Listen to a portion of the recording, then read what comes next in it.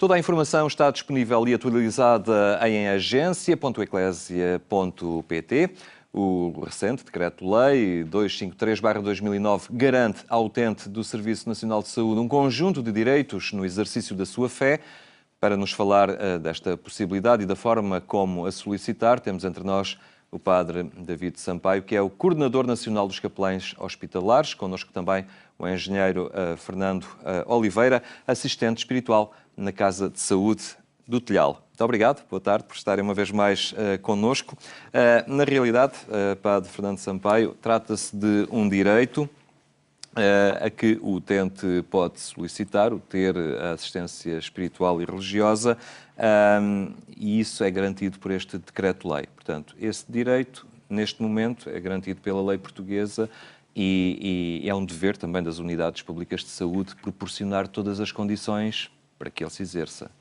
Sim, o Decreto-Lei o regulamenta, é um direito do próprio doente, é um direito de cidadania do próprio doente, e é bom que também os doentes o exerçam, porque ao exercer estão, no fundo, a defendê-lo.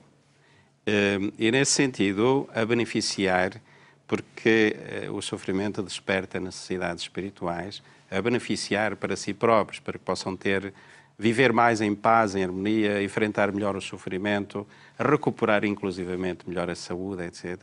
Isso beneficia o próprio doente e por isso deve solicitar. Esta solicitação, como é que ela se operacionaliza? É um ato administrativo? Os hospitais têm pedidos específicos ou formulários em que o doente pode solicitar, ou os familiares? De que forma é que se operacionaliza então esta solicitação de assistência espiritual? Há um trabalho a fazer e é importante até que os doentes comecem e o façam frequentemente para que ele se instale nos hospitais, para que se perceba essa necessidade e que os doentes tenham essa necessidade. Não existe formulário, são poucos os hospitais, eu creio que apenas alguns hospitais têm de facto esse formulário inicial ou uma abordagem inicial.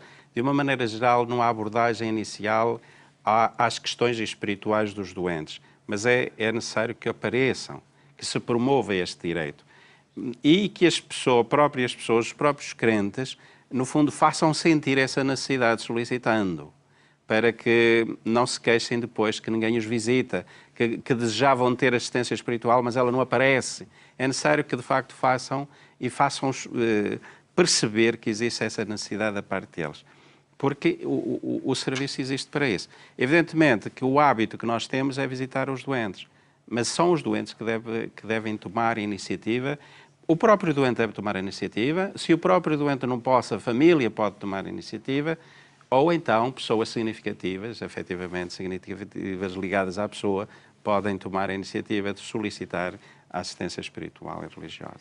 Fernando Oliveira, a Casa de Saúde do Telhal, tendo uma matriz assumidamente cristã e pertence à Ordem Hospitaleira de São João de Deus, esta proposta da espiritualidade, portanto, perpassa por todo o ato médico, todo o funcionamento daquela casa. No entanto, tem também o cuidado, não é uma imposição, não sendo necessário uma solicitação muito formal, mas também há o cuidado de não impor nada, não é?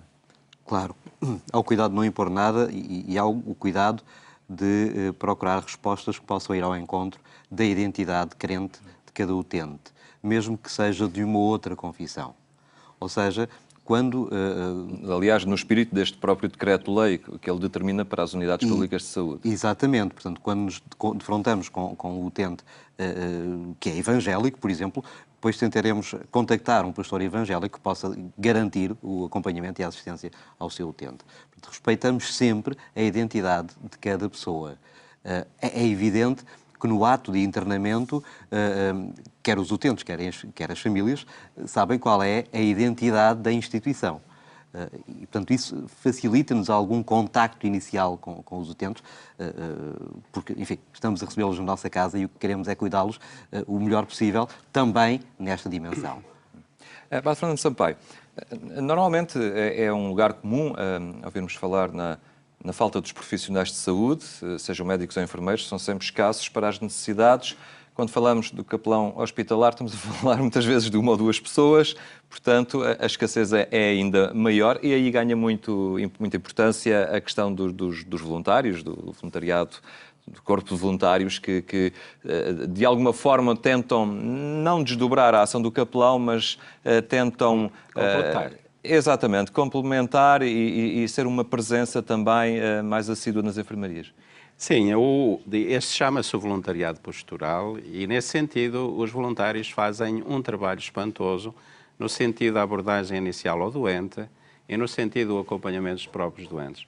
Não fazem concorrência ao capelão de maneira nenhuma, pelo contrário, completam o próprio capelão. Torna possível que a assistência espiritual religiosa se torne mais frequente e se torne mais assídua junto às pessoas, porque nós às vezes pensamos na assistência espiritual religiosa em levar sacramentos, em levar os últimos sacramentos. Não, a assistência espiritual religiosa não é isso, é muito mais que isso. É visitar as pessoas, é conversar com as pessoas, é acompanhar as pessoas, é orar com as pessoas, é emprestar, no fundo, os nossos ouvidos para que a pessoa possa desabafar os seus temores, as suas angústias, os seus medos. É amparar e acolher, no fundo, às vezes as lágrimas das pessoas que podem chorar, no fundo, podem desabafar, no fundo, tudo aquilo que lhe vai dentro e as suas emoções. Naturalmente que também é celebrar a fé. E aqui nós temos os sacramentos. Às vezes pensamos na extrema-unção. Não, temos muitos mais sacramentos da reconciliação, da Eucaristia, que faz um bem tremendo às doenças. Temos, às vezes, o sacramento do batismo. Às vezes há pessoas que aproveitam essa ocasião. Iniciação cristã. Exatamente. Temos, às vezes, pessoas que se casam. Temos, às vezes, pessoas que não foram crismadas e acabam por ser crismadas nessa altura. Portanto, toda a ação espiritual religiosa é muito mais intensa do que aquilo que, à partida, nós podemos pensar. E, nesse sentido, os voluntários fazem um trabalho excelente. Na Casa de Saúde do Telhal há uma vertente muito interessante, que grande parte deste voluntariado é assumido pela juventude, não é? Há uma juventude hospitaleira devidamente organizada, existem campos de férias para jovens que se organizam com regularidade. Isso é muito importante também para os utentes. É muito importante para os utentes a vários níveis. Desde logo pela relação de contacto direto, não é? E por tudo aquilo, pela animação, que muitas vezes aportam às nossas instituições. Mas é também muito importante para os utentes pela formação que se passa para os jovens e pela desmistificação da doença mental que é possível neste contacto e nesta relação.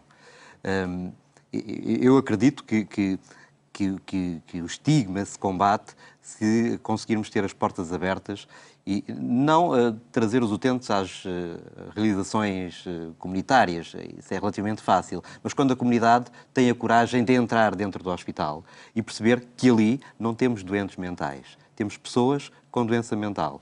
O estigma combate-se aí, com a formação, com a sensibilização, com a divulgação das nossas pessoas fantásticas.